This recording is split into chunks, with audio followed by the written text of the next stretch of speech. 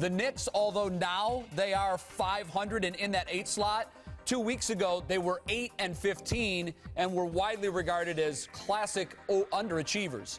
What are the Knicks now with J.R. Smith into this mix? Are they a contender? Yeah, go to them first. I feel like I was ball hogging.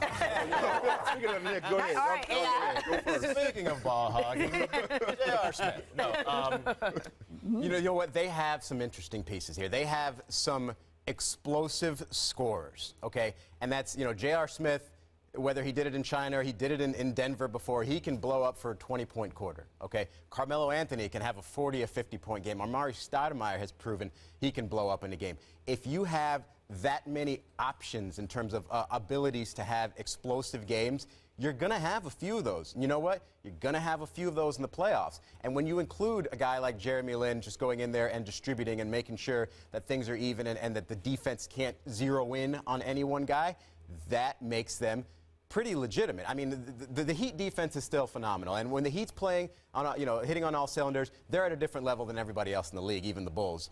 But if you get them in a playoff series, second-round playoff series, let's say, and these guys have an explosive game or two, all of a sudden, not to point out LeBron James, but, he's biting his nails thinking, okay, is this going to be my letdown? Yeah. I think the Knicks, with this group, as long as Jeremy Lin, doesn't fail, back down let's to earth, say, then I think they're legitimate, definitely a second-round team, and can put a scare into either the Heat or the Bulls in a playoff. Yeah, I would agree. Like, I looked at them pretty much before this move as a first-round exit. I think they've gotten themselves out of the first round. Because I do. I like J.R. Smith. I mean, sometimes his shot selection leaves a little to be desired, but he's an explosive player, and he's going to give them an extra scoring element, another weapon.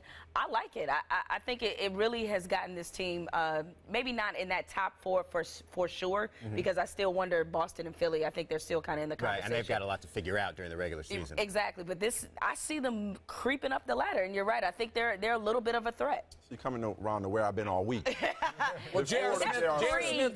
Smith. Before the J.R. Smith, somebody here was intrigued. Of course, by this team.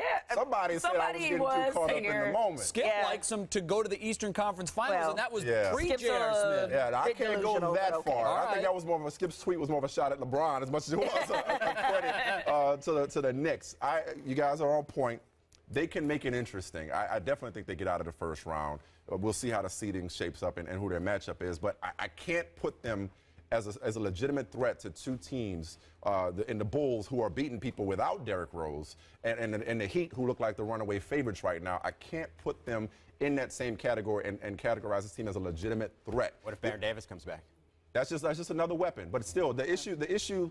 And as well as the Knicks are defending, relatively speaking, this year, they still don't defend anywhere near the Heat or Miami the Bulls. or you know what I mean? Yeah. So I love their pieces on offense. Assuming it comes together, they'll be an interesting team to watch. But contender and a threat to these top two, I can't go there yet. They'll make an interesting series, though.